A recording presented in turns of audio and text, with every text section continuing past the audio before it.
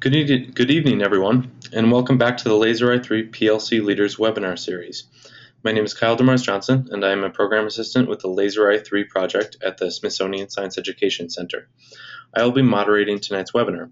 Tonight's webinar is the third in our six-part series for Laser i3 PLC Leaders, and the subject is Know Thy Impact, Becoming an Increasingly Effective Collaborative Team. The SSEC and Laser i3 team would like to thank the U.S. Department of Education and our match funders for supporting the Laser i3 project and making this webinar possible. Neither the U.S. Department of Education nor any of our private sector funders are responsible for the content of this webinar.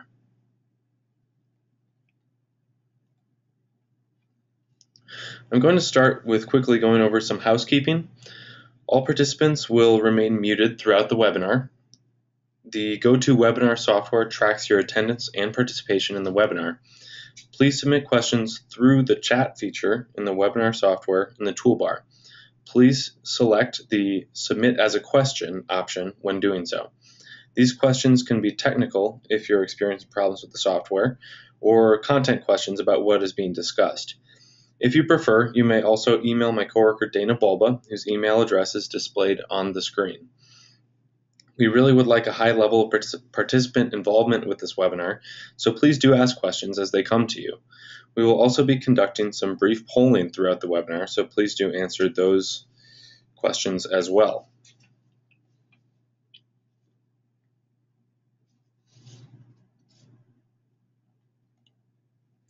Now it's my pleasure to introduce tonight's presenter, Robert Reetz. Rob leads professional learning for Mounds View Public Schools, a district of 10,000 students located 10 miles north of Minneapolis-St. Paul, Minnesota.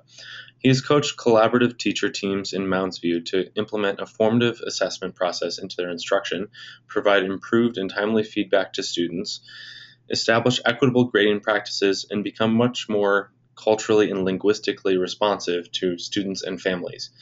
Rob also helped launch, and now works to support, a STEM-focused urban teacher residency program in partnership with 6 private universities in Minneapolis and St. Paul.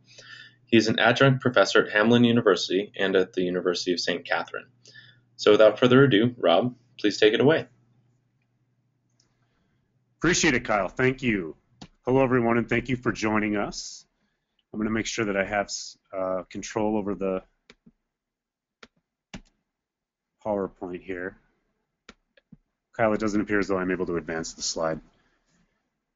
I'm going to start today by going over our agenda, and I've broken the presentation up into 3 parts.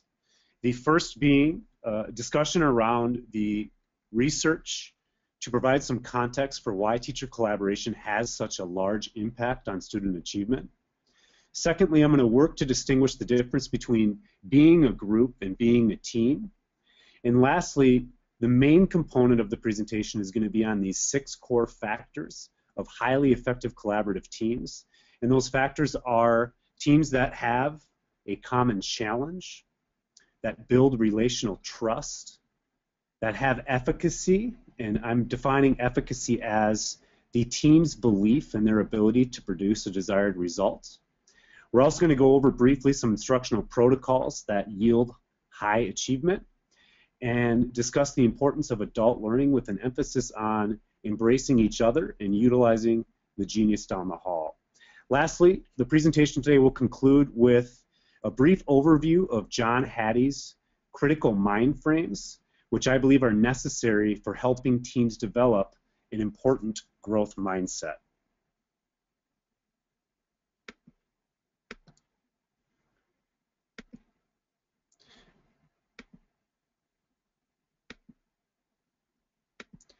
So I wanted to start with a bit of a background on John Hattie's research on visible learning, primarily because Hattie gives us a framework for understanding why teacher collaboration has such a significant impact on student achievement.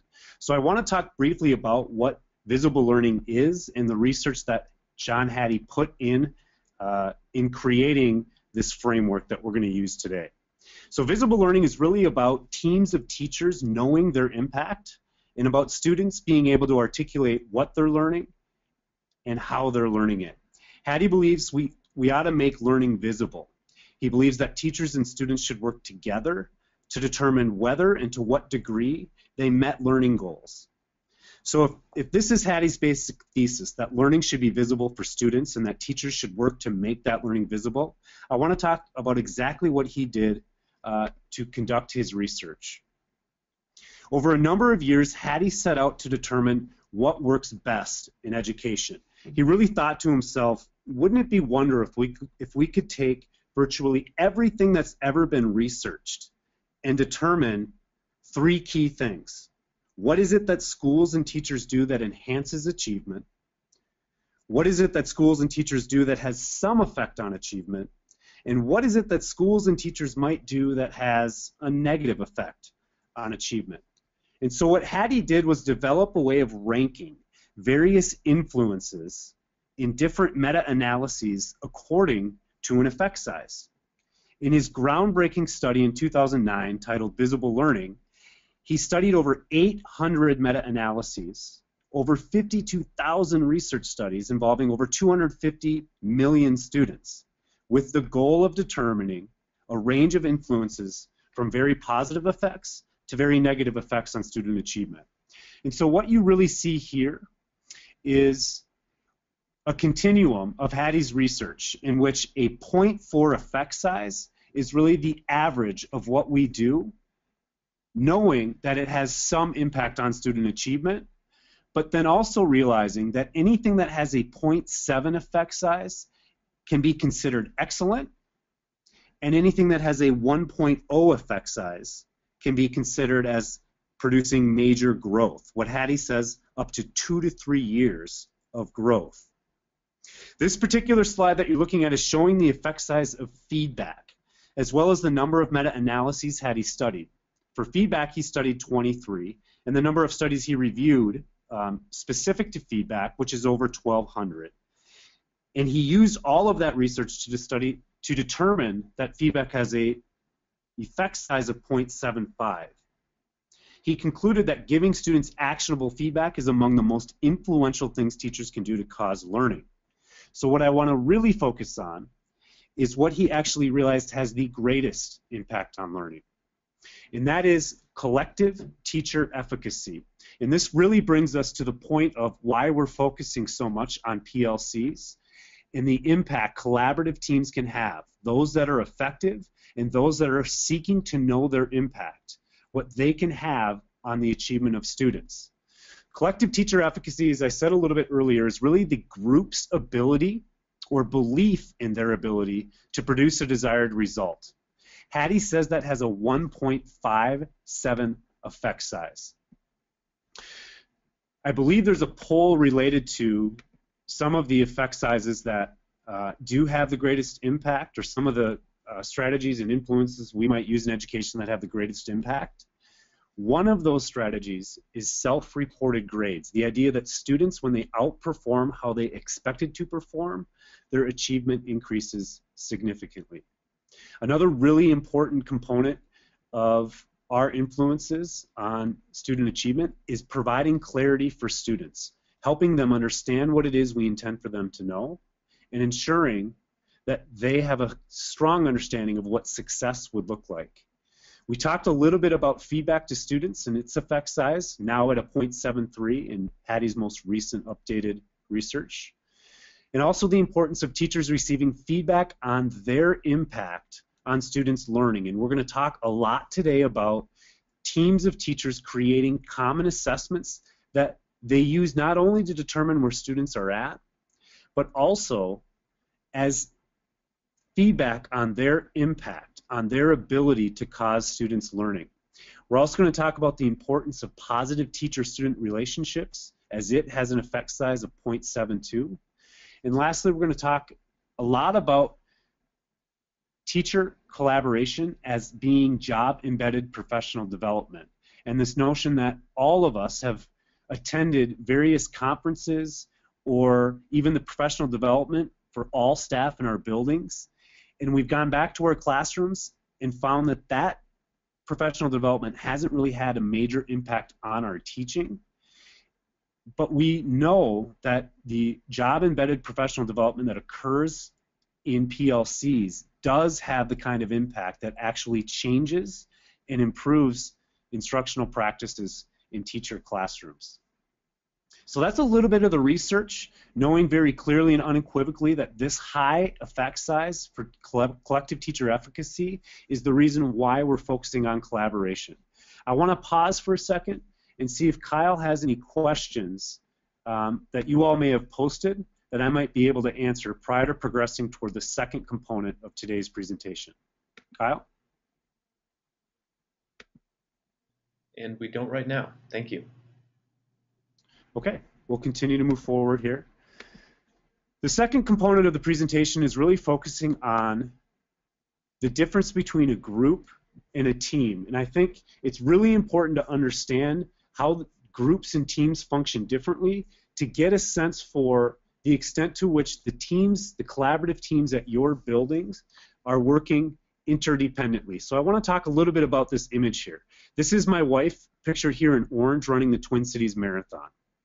And you can see all of the runners behind her, and certainly the runners in front of her, they all have a common goal or a common challenge. They want to finish the race. And many of them are probably hoping to finish the race in a time that's better than any previous marathon they've run. They all want to have a personal best. But you would never describe the runners behind my wife, pictured here, or the runners in front of her, or even the spectators alongside her, as being a team. They're all really doing this individually. And the reason that is because they're not relying upon each other necessarily to finish the race. My wife's not relying on anyone else to meet her personal best.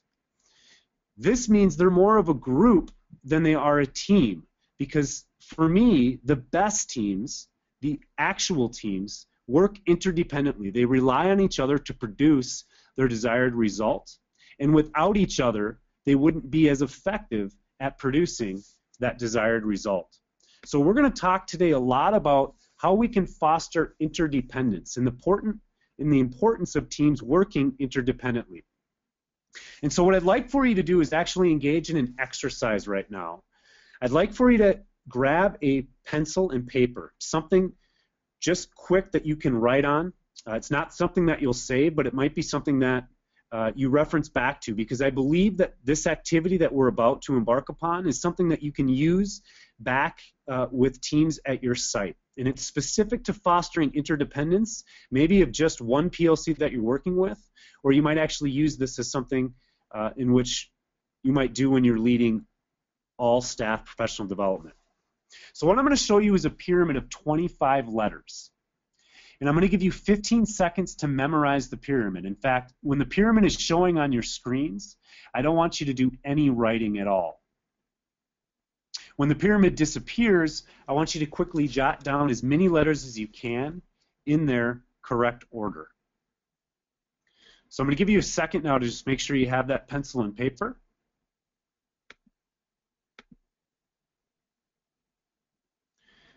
All right, 15 seconds. I'm going to show you the pyramid. Don't write anything down. As soon as the pyramid vanishes from your screen, document as many of the letters as you can in their correct placement. Ready? Go.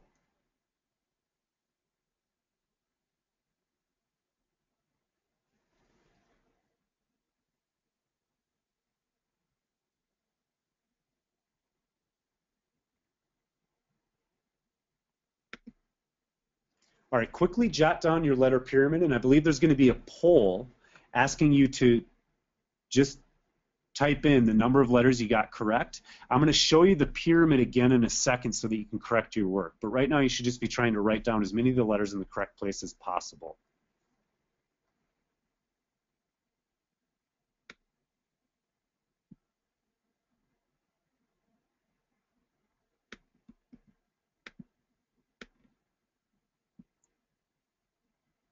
Let's in fact go back to the presentation and we'll show the pyramid, and then our participants can determine how many they answered correctly. So here's the actual pyramid that you just saw. And if you could determine, how did you do? Determine the number of letters you have in their correct place.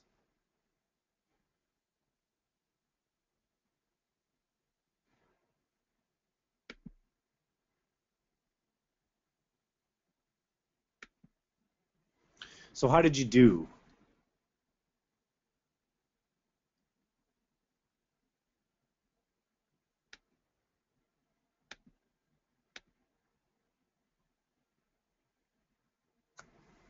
Most teachers average between 6 to 9 letters correct when they do this independently. And if you were to do this with your staff, you do exactly as I've done here. Show the pyramid for 15 seconds, take it away and have folks document. And then what I typically did was have them average, if they were at a table with other teachers, the amount of letters they got correct. Or if I was with the small group, just go around the table and say how many letters they got correct. And again, it's usually between 6 and 9. But now I want you to think about doing this with teams of up to 4. Each team has 1 minute to strategize, and then you show a new pyramid for 15 seconds, and again, you don't allow any writing while the pyramid is showing. And what you're going to find is when teams do this and strategize together, they're usually going to get between 23 and 25 letters correct. And while that's a great outcome of the activity, it's really not the point. The point is to then have teams reflect on how they felt after they strategized together and did the pyramid together.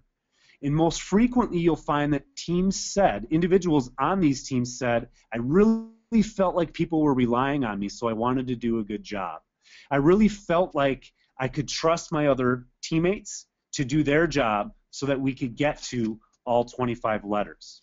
And ultimately, when they express these things, what they're really expressing is the need for interdependence, and for us then to say, this is what our collaboration should look like. We should feel like we're relying on each other to improve our practice. We should feel like we're relying on each other to know our impact and know whether what we did was effective or ineffective. So I could show you the next pyramid so that you had a sense for what the next pyramid would look like. This is the one that the teams would strategize around and then do together. But you don't necessarily need my pyramid of letters. You could do this on your own. Just create a simple pyramid with 1 letter in the first row, 3 letters in the second row, 5 letters in the third row, 7 letters in the fourth row, and 9 letters in the last row. And do that twice for 2 different pyramids and lead this exercise. I promise you it'll be very engaging. And even if you take pictures of teams as they're doing this, they're as engaged as you will ever see a PLC. And to have a reference point to always go back to when you're working with a PLC or working on a PLC to say, remember how engaged we were when we did this activity? This is how our meetings should feel. They should be positive. We should be feeling as though things are going really well. So I want to pause again real quick to check and see if there's any questions that may have been posted that you guys might have.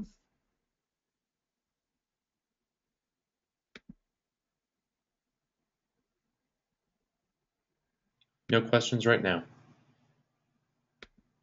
All right, we'll continue on with the core of the presentation, talking about each of these 6 factors of high impact teams.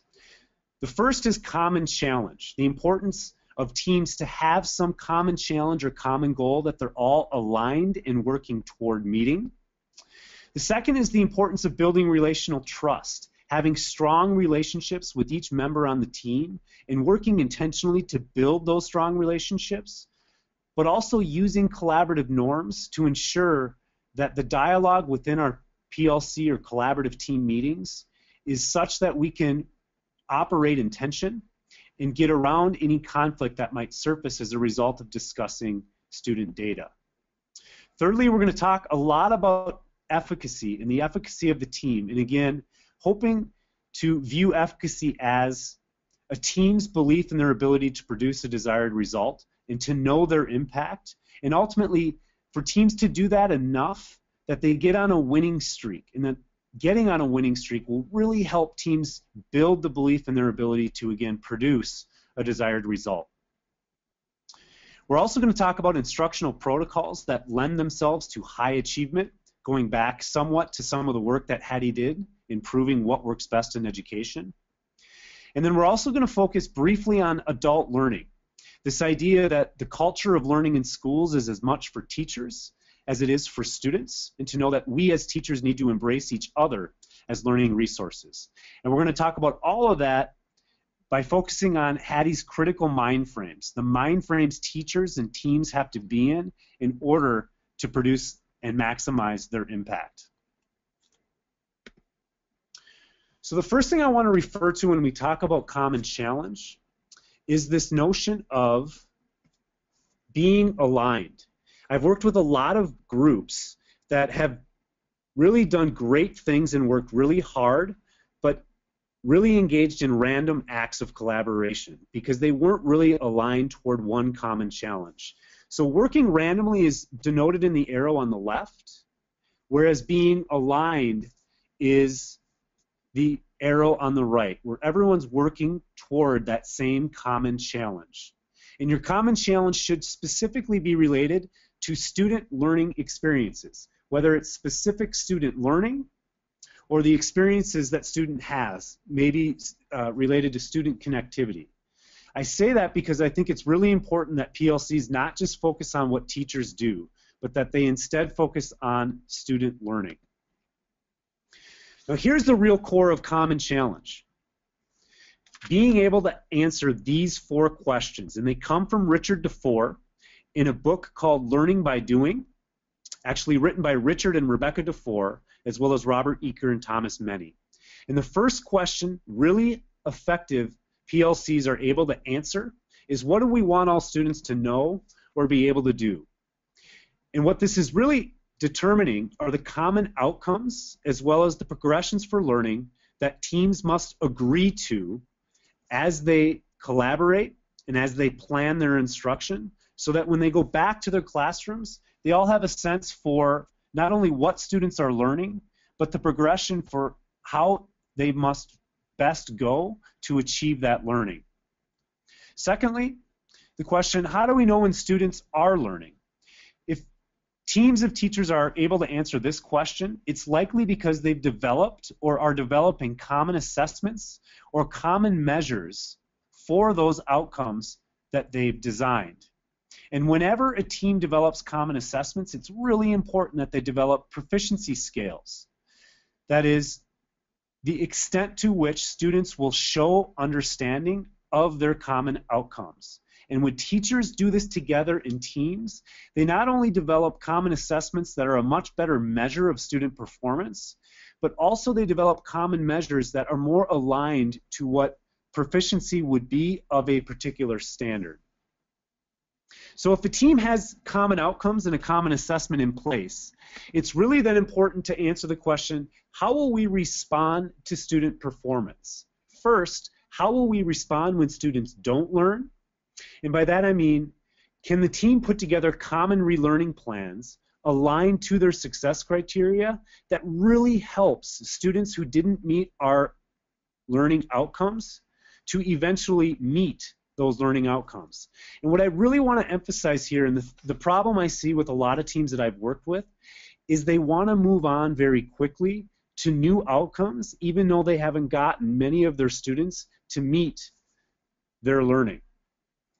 I think it's really important to prioritize what we want for students to learn and be okay not moving on, or be okay with figuring out how we can continue to embed this learning when we do move on to new concepts.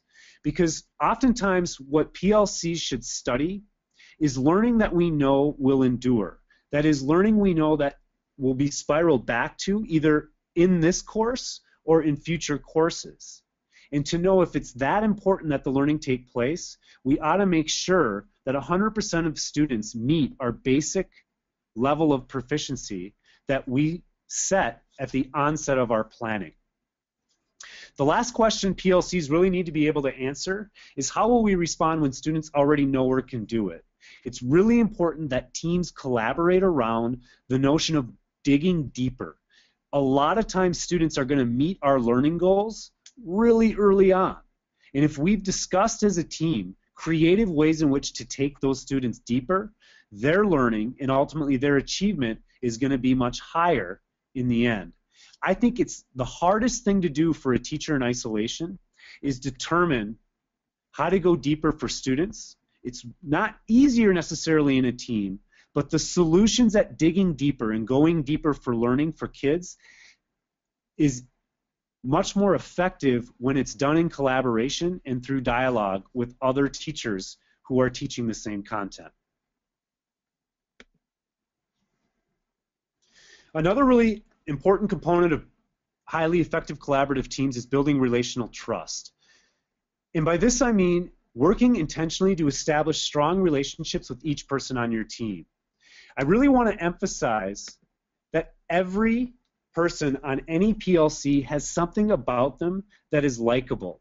And we've had to work really hard with our PLC leaders to find the likability factor in each person they're working with. But I promise you it's there. And one key goal for PLC leaders, or really for any member of a PLC, is to set a goal to find something specific about each person that you like, and more importantly, to know 3 things about each teacher not related to education.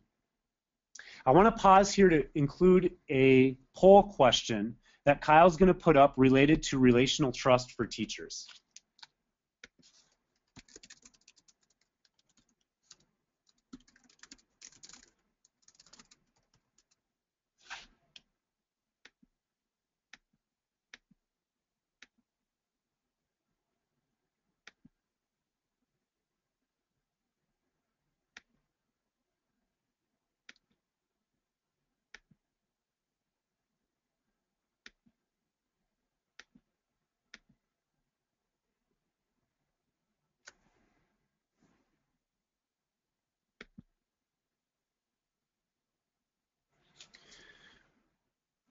So 67% of us have established group norms in our PLC. And the reason I wanted to determine that right away is because part of the way in which we're going to talk about building relational trust, in addition to knowing things about the people we're working with, is through collaborative norms. And I'm actually going to spend a little bit of time talking about the most effective collaborative norms and how best they might be used in a PLC. First, the most highly effective teams set norms that allow for each other to speak candidly, to speak their truth. They also have norms specific to listening intently and to making commitments to each other and having a willingness to acknowledge when someone breaks a commitment so that they can bring it up in a way that doesn't put people on their heels in a meeting. Other really important things that highly effective teams do is they cheer for and celebrate each other's successes. And most importantly, they openly share struggles and weaknesses. In essence, they're willing to be vulnerable with each other. And so while I see that some of you have set collaborative norms, 33% of us haven't.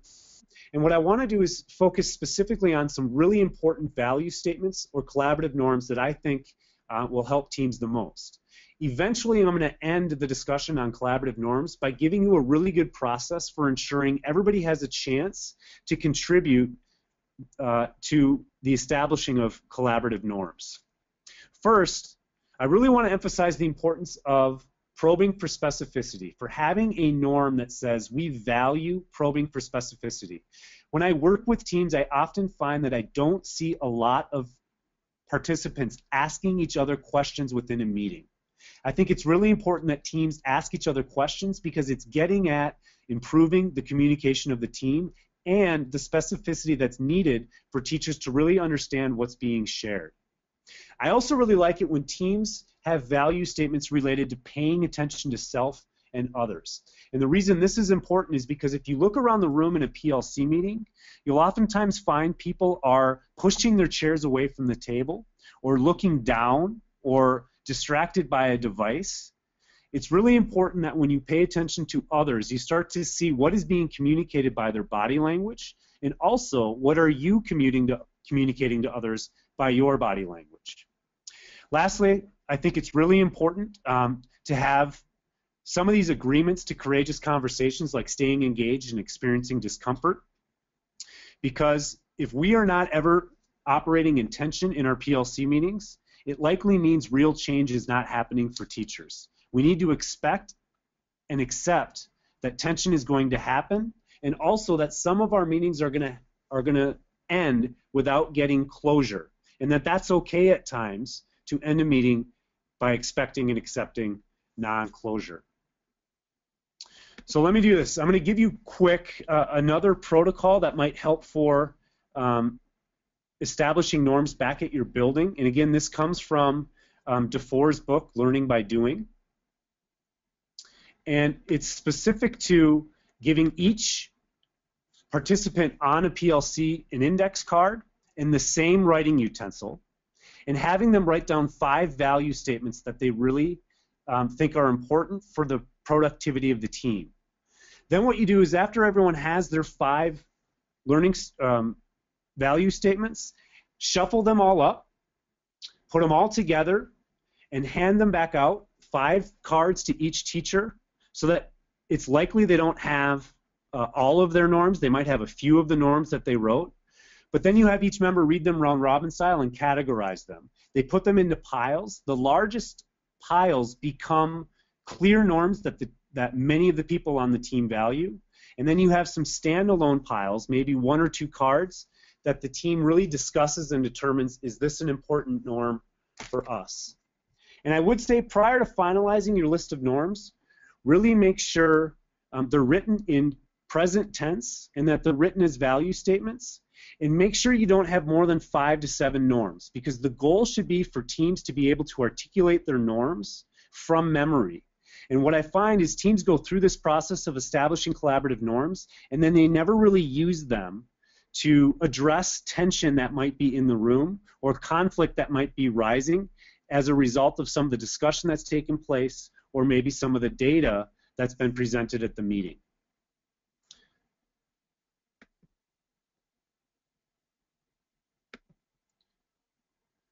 All right, so we've talked a little bit about common challenge and the importance of building relational trust. And now I want to get into efficacy.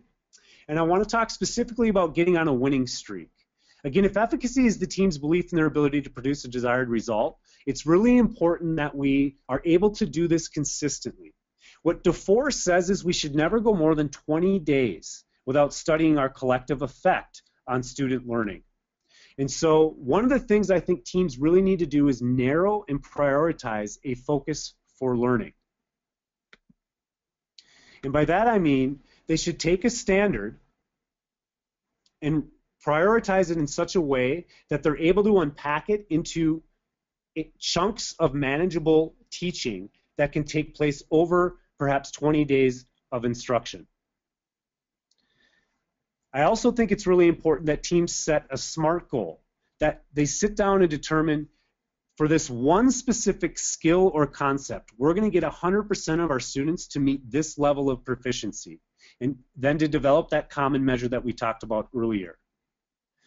The goal for the team then should be to return to their classroom and know exactly what they did to produce the result, so that when they come back together as a team, they can share that result with their other teachers. And I promise you, when teachers start to see that they're making an impact on students' learning, they're gonna feel like they're on a winning streak. And when teachers are on winning streaks, so too are students on winning streaks.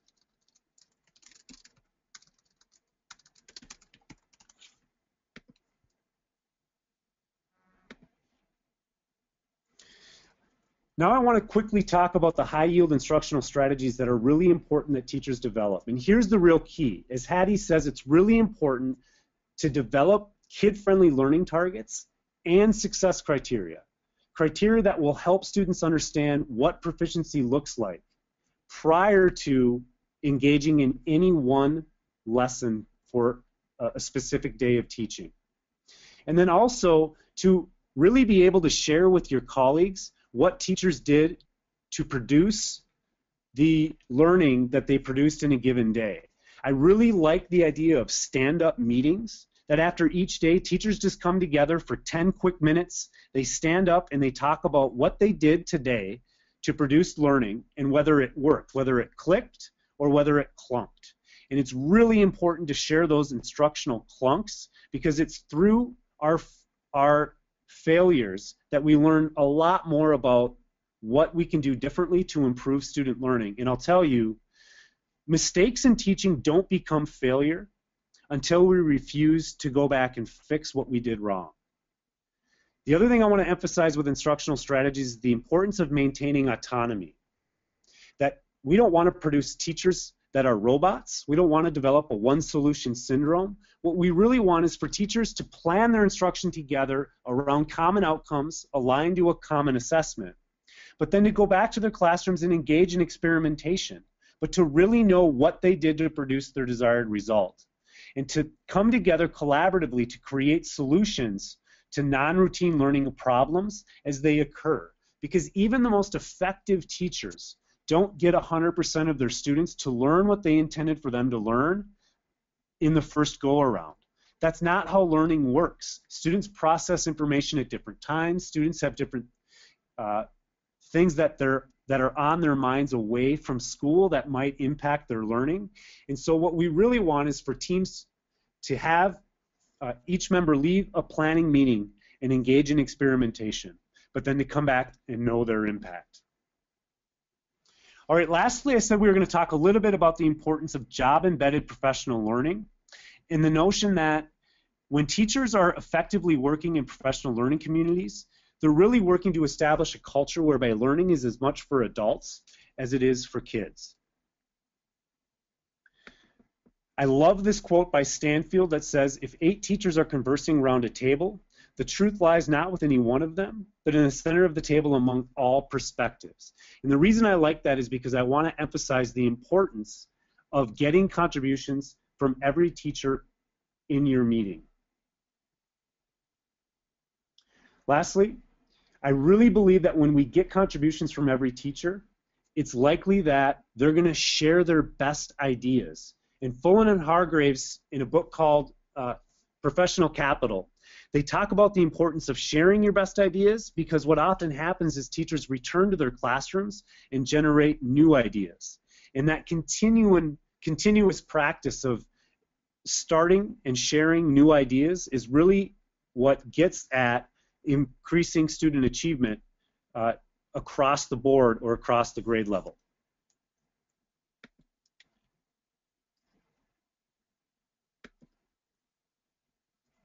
So we've talked about a lot of our core practices of highly effective teams: developing a common challenge, building relational trust, building efficacy, engaging in the instructional protocols that we know work best, and also embracing each other as learning resources.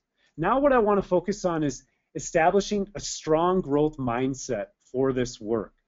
The difference between a growth and fixed mindset is pretty simple and pretty obvious. If you have a growth mindset, you oftentimes believe that intelligence and skill is developed over time. If you have a fixed mindset, you believe that intelligence and skill is static. And the reason I think it's important that teachers have a growth mindset is because they need to believe not only in their ability to produce a desired result, but in the ability of all teachers that they might be working with to produce a desired result as well.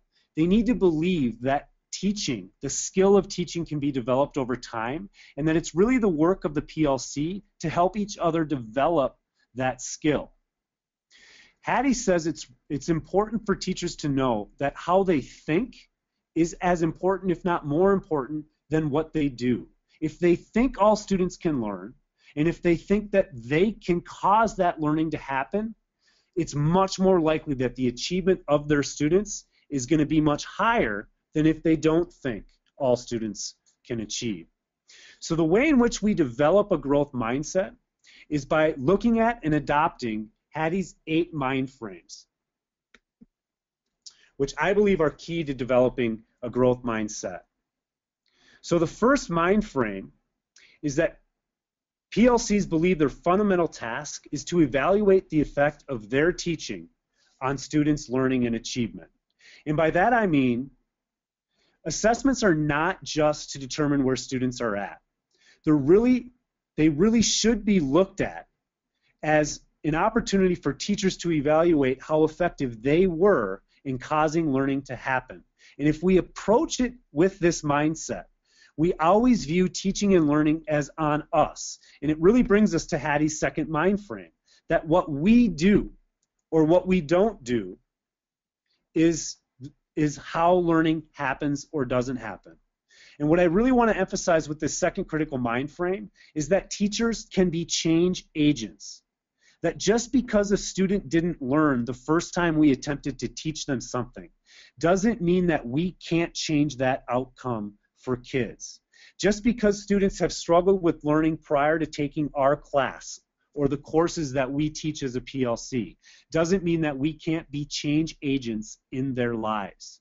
We have to view our role as causing learning to happen and as being change agents for kids. And when we do, we significantly impact learning in a positive way.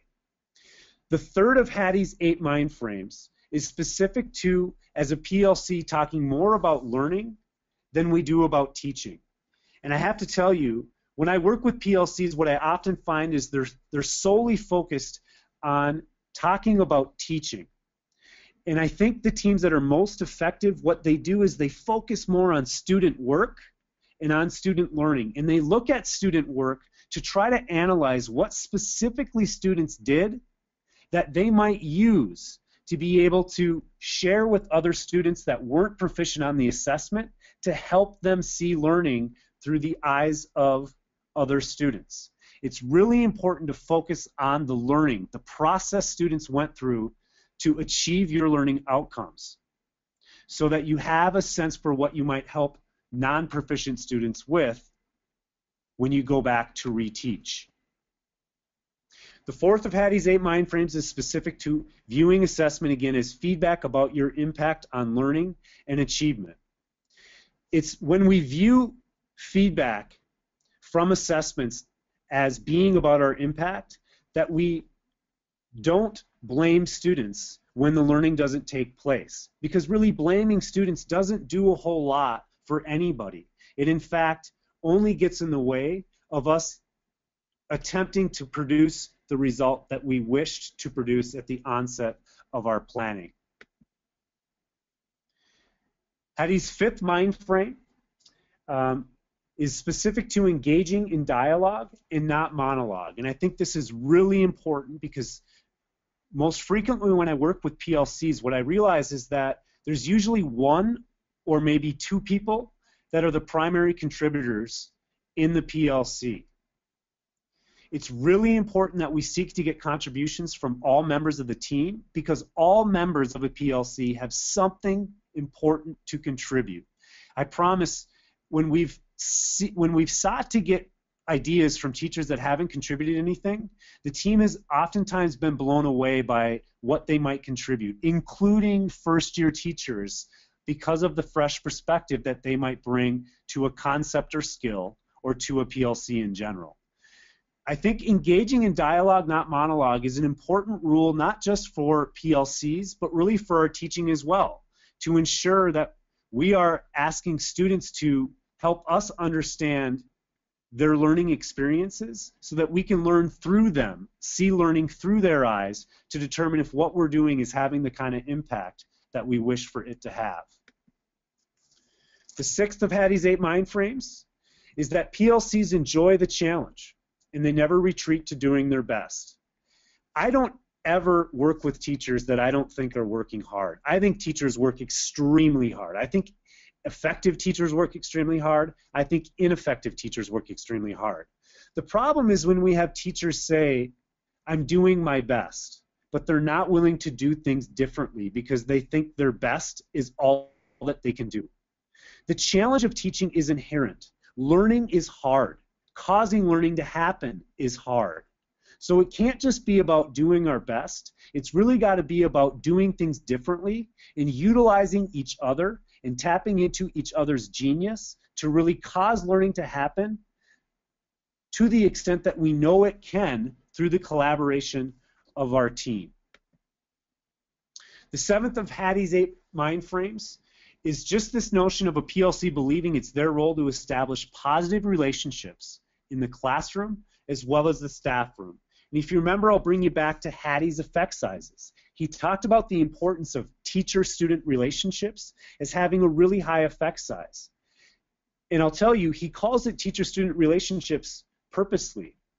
And by that I mean it's the teacher's responsibility to establish the relationship, to do things in their classroom that allows them to not only get to know their students, but embed things about their students' lived experiences into how and what they're teaching on a daily basis. But another really important aspect of this is establishing positive relationships with each other. It goes back to this idea of building relational trust. And again, I want to emphasize the importance of getting to know each member of your team, getting to know their lived experiences so that you can have a better sense and appreciation for why the teachers on your team respond to situations the way that they respond, or why members of your team do the things that they do. Because we have to realize we are all a product of our lived experiences. The experiences we've had, both as educators and in our lives prior to becoming educators, really informs who we are as people. And the way in which we get at the likability factor of everybody on our team is knowing unequivocally what the lived experiences are of the people on that team. So I really encourage you to be an investigator of who you're working with, to know them and know them well. And again, to set a goal for yourself to know at least 3 non-work related things about each staff member you're working with. Lastly, the 8th mind frame for Hattie is that PLCs inform everyone about the language of learning for their particular course or for their particular common challenge. And by everyone, I mean both students and parents, as well as other teachers, about what it means to learn in your classrooms. And that might be sharing the learning related to understanding learning targets, success criteria, learning specific to the development of a range of different strategies you are using to actually share with students. I'm using this strategy because I think it's proven to help other learners understand this content. Helping students know whether or not they're progressing toward your learning target, sharing with them, this is what success looks like, this is where you're currently at, and having them identify the correlation between where they're at and what they need to learn or where they need to get. And then lastly, getting students to think about visibly teaching themselves, helping students understand the importance of becoming a self-directed learner. I believe we have a poll question again related to these 8 mind frames. I'm going to have Kyle cue that poll question up here. Do you think people in your PLC already have or could have these mind frames, these 8 mind frames? Yes, no, or maybe with a lot of work.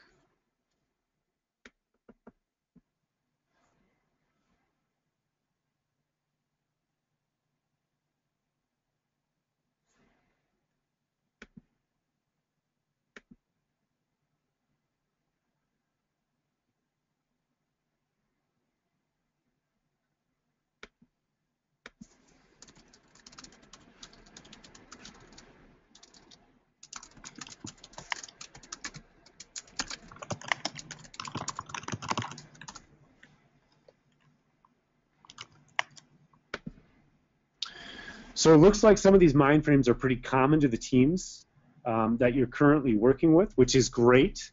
If teams are viewing their primary role as determining the impact they're having on students' learning, I think we're at a point where they can be honest and open about the data that they're producing and maybe even embrace the vulnerability of not having done something well so that we can get back to our classrooms and utilize each other's genius and each other's ideas to improve our practice and ultimately the learning of students in our classrooms.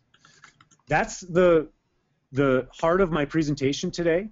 What I want to do is open this up to some Q&A questions that you might have from anything that was covered in the presentation or anything that still might be circling in your mind related to PLCs and the practice of effective high-impact teams.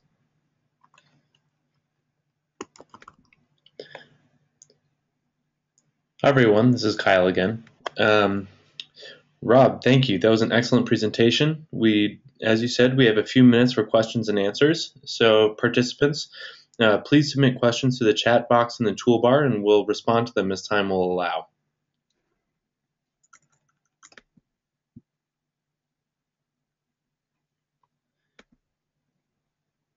I'll give you a few more seconds to enter some questions here. And again, these will be submitted only to our staff and will be answered anonymously.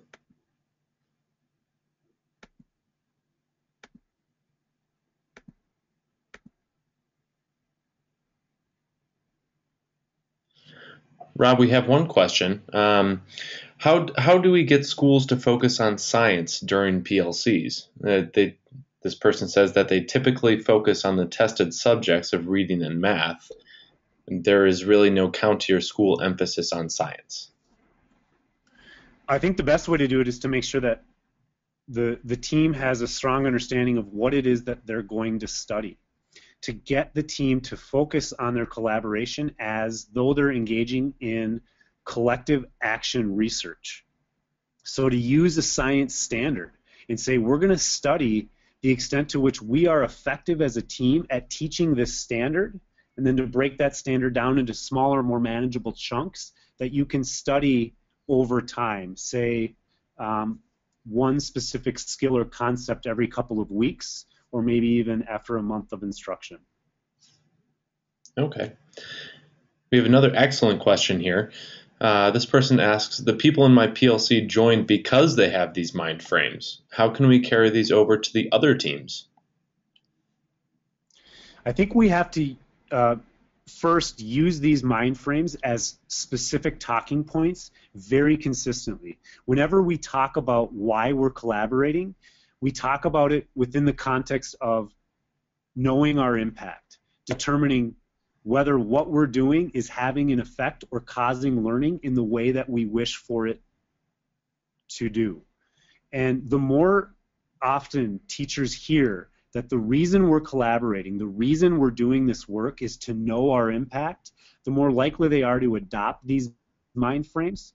It will take time, but I think it's one of those, the more they hear it, the more likely they are to adhere to it, and to be very direct with teams when you sense that they're not prescribing to one of these mind frames, that in fact they're working in ways that would be the antithesis to one of these mind frames, and to just sort of take a step back and say, we've got to change our mindset for us to be as high impact a team as we all wish for us to be.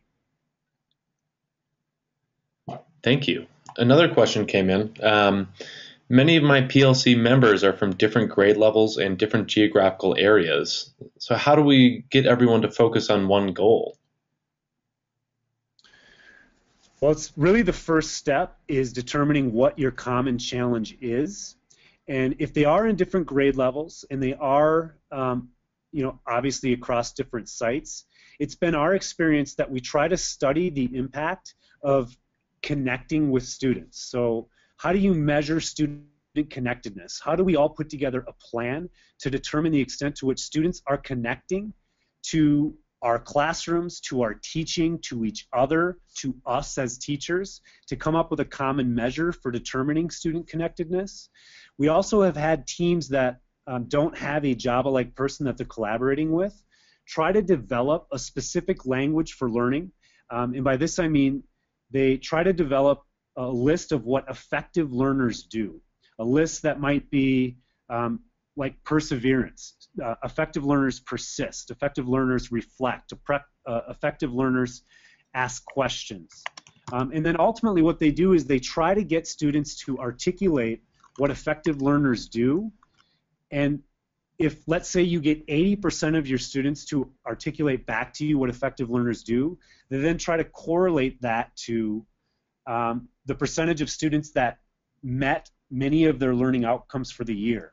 So basically what I mean by that is they say we're going to get students to meet our learning outcomes by studying how effectively we can get them to understand what the most effective learners do. So again, it's really that idea of coming up with a common challenge and viewing your role of a PLC as collaborative action research. We're going to see if we can get our students to do this and see whether or not it correlates well to actually increasing student achievement.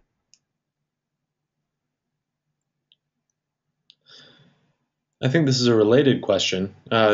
Somebody has asked, my PLC doesn't focus directly on classroom teaching. Should the primary outcome or goal still be student achievement? Well, I'd be interested in hearing what the ultimate focus is. I think, to Hattie's point, teacher collaboration is most effective because it's proven to increase student achievement.